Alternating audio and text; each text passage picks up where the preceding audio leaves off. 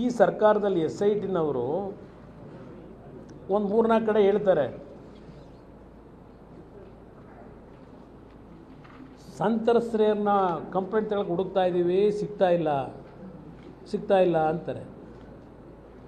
ಸರಿಯಾದ ತನಿಖೆ ನಡೆದರೆ ಯಾರ್ಯಾರಿಗೆ ಎಷ್ಟೆಷ್ಟು ಲಕ್ಷ ದುಡ್ಡು ಕೊಟ್ಟು ಅವ್ರ ಕೈಲಿ ಸುಳ್ಳು ಕಂಪ್ಲೇಂಟ್ಗಳನ್ನ ಎದುರಿಸಿ ತಗೋಬೇಕು ಅಂತವ್ರೆ ಅನ್ನೋದು ಅವು ಎಲ್ಲ ಸತ್ಯ ಹೊರಗೆ ಬರುತ್ತೆ. ಅವೆಲ್ಲ ಮಿಸ್ ಮಾಡಬೇಡ, ಎಲ್ಲ ಇಟ್ಟಿರ್ತೀವಿ ಸತ್ಯ ಅದು ಹೊರಗೆ ಬರುತ್ತೆ. ಇಲ್ಲಿ ನಿಮ್ಗೆ ಹೇಳಬೇಕು ಅನ್ನೋದಾದರೆ ಅದು ಎಂಥದ್ದು blue corner, yellow corner, red corner ಹುಡುಕ್ತಾವ್ರಲ್ಲ. ಪ್ರಜ್ವಲ್ ರೇವಣ್ಣನ್ನು ಹುಡುಕ್ತಾ ಇದ್ರಲ್ಲ, ಅವನ ಪಾಪ ದೇವಸ್ಥಾನ ದೇವ್ರಿಗೆ ಕೈ ಮುಗ್ಕೊಂಡು ಅಯ್ಯೋ ದೇವರೇ ಕಾಪಾಡಪ್ಪ ಅಂತ ಓಡಾಡ್ಕೊಂಡು ಇಲ್ಲೇ ಇದ್ದ. ಅವನೇ ಎಲ್ಲೂ ಹೋಗಿರಲಿಲ್ಲ.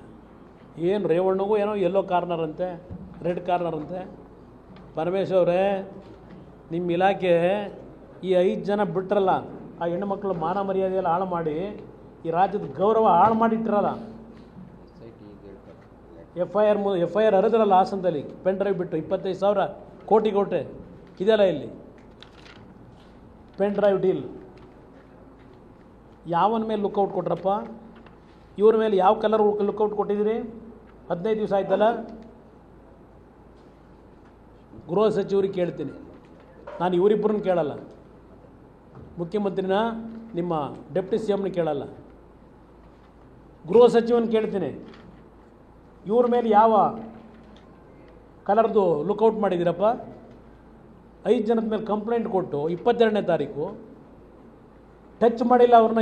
ನಿಮ್ಮ ಯೋಗ್ಯತೆಗೆ SIT ಅವರು ಯಾವ ತನಿಖೆ ನಡೆಸ್ತಾ ಇದ್ದೀರಿ? ಯಾವ ತನಿಖೆಗೆ ಆದೇಶ ಮಾಡಿದ್ದೀರಿ ಮುಖ್ಯಮಂತ್ರಿ?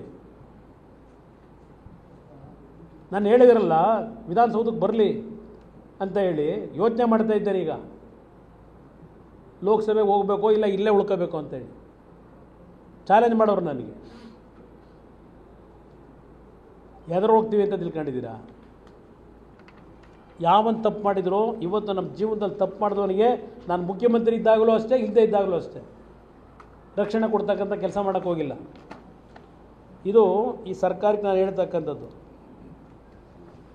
ಇಲ್ಲಿ ಪಾಪ ಈಗ ಅದು ಸರಿ, ನಮ್ಮ ಇನ್ನೊಂದು ಪೇಪರ್ ಇನ್ನೊಂದೆಲ್ಲ ಪೇಪರ್ ಇರಬೇಕು. ಇಲ್ಲ SIT ಇರಲಿ.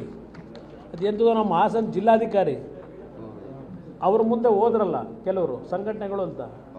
ಪಾಪ ಏನು ಹಾಸನ ಜಿಲ್ಲಾಧಿಕಾರಿ ಅದೇನೋ ಶಿಶುಪಾಲ, ಕೃಷ್ಣ ಎಲ್ಲರ ಕತೆ ಹೇಳಿದ್ದಾರೆ. ನಿಮ್ಮ ಕತೆ ಕೋಲಾರದಲ್ಲಿ ನಿನ್ನ ಗಂಡ ನೀವು ಏನು ಮಾಡಿದ್ರಿ ಅದು ಗೊತ್ತಿದೆ ನನಗೆ. ಅದು ಬೇಡ, ಅದಕ್ಕೆ ಸಬ್ಜೆಕ್ಟ್ ಬೇಡ ನನಗೆ.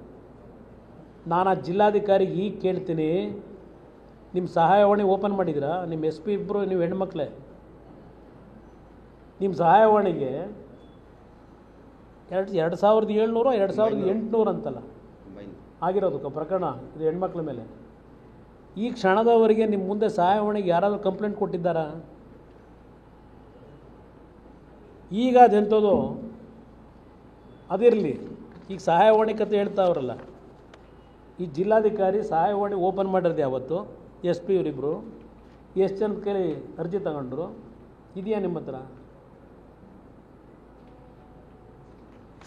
ಇದೇನು